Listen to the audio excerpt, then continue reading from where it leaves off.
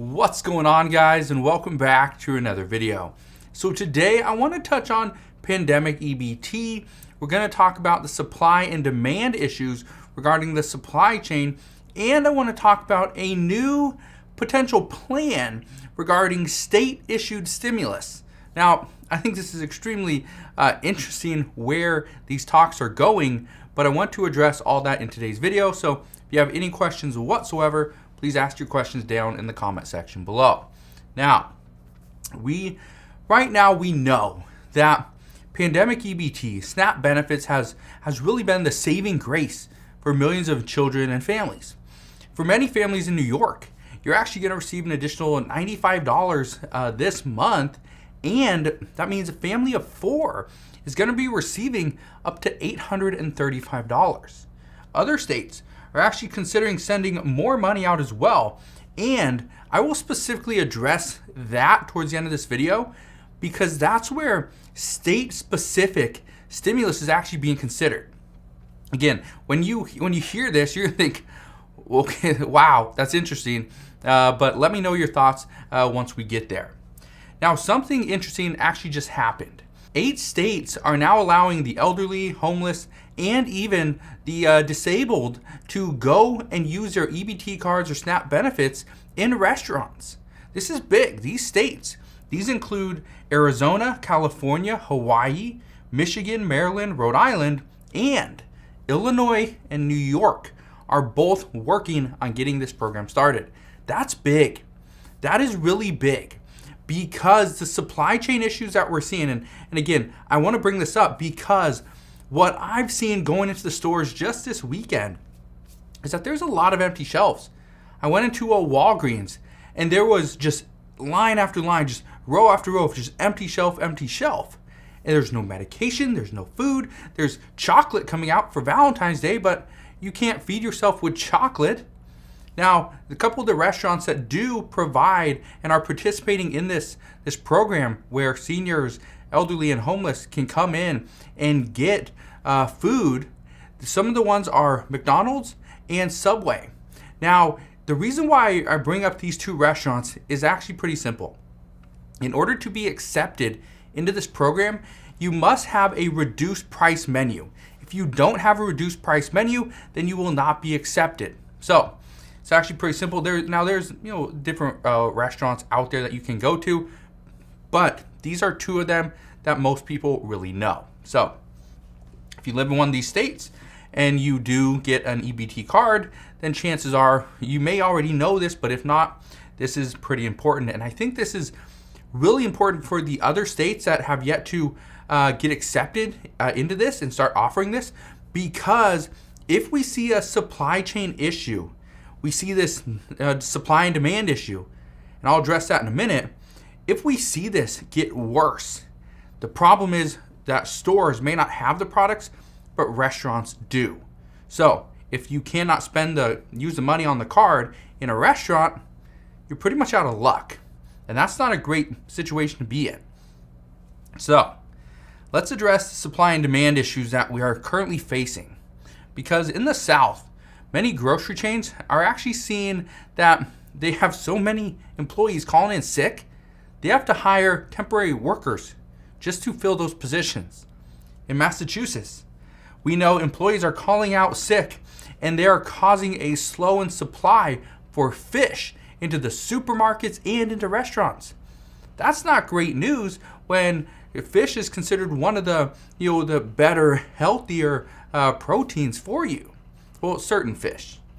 Now, as I mentioned yesterday, and you may not have seen this, but we have a new mandate that actually started yesterday, and that requires all Canadian and Mexican truck drivers to be vaccinated if you want to enter the United States. Well, this is going to slow down the supply chain even more.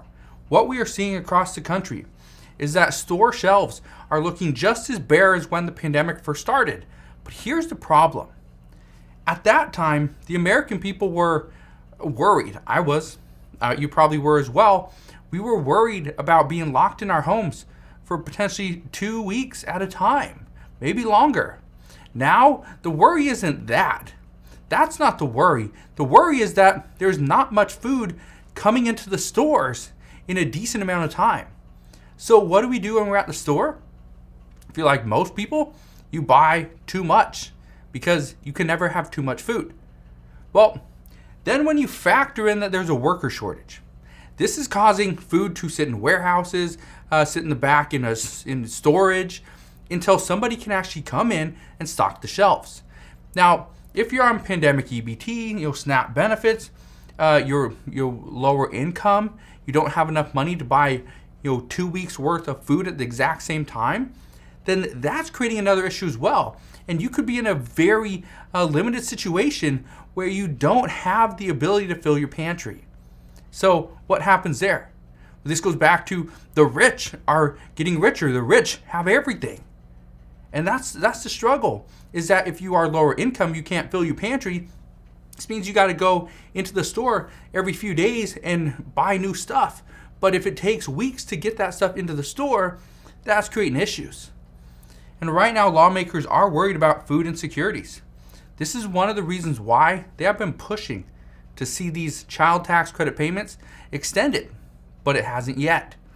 This has even been a bipartisan bill, as both Democrats and Republicans really want to see this. They want to see this go through. But as of right now, it hasn't. Now, in a recent estimate, they say as many as 42 million Americans, that means 1 out of every 8. This includes 13 million children, or 1 out of every 6. They may be experiencing food insecurities, and they have experienced food insecurity in 2021. But let me ask you this. Have you or do you know somebody that has experienced food insecurity in the past year? And food insecurity, just to give you an idea, this isn't described as somebody that is just malnutrition. They just don't have any food. Food insecurity is pretty much described as having access to an adequate amount of food. Okay, the food doesn't have to be good, doesn't have to be healthy, but there just needs to be enough to put into your system. So let me know. Comment down in the comment section below. Now, I can tell you right now, I haven't been experiencing any food insecurities. Neither has my family, but I do know a lot of people that have. I see this. Even when I go into grocery stores, if I'm behind somebody and they're struggling to pay, or they're pulling out nickels and dimes because they just don't have enough money, I will gladly pay for their food because I understand the situation that we're in. I understand I'm very lucky, very fortunate. And so I will help out somebody if I can. And I highly recommend, if you can, you're in a position to do so, then we really should. Now, I want to address this. The possibility of stimulus through your state. Now, I get this all the time. My state's never going to pay for this. My state's never going to provide any assistance. I get it. Well, I want to explain this story. Explain what's going on. According to a few Senate aides, they say that discussions have been made and have been had in the past to provide states with additional pandemic relief. Now you're thinking, why would a state need additional pandemic relief? Well, according to these aides, they say those states could pass whatever bills they wish, but at the state level. Because according to the Senate aides, they say this would be easier to get passed in a 50-50 Senate than anything else. Because they say right now passing additional assistance and relief is very difficult in the 50-50 Senate that we have in Washington.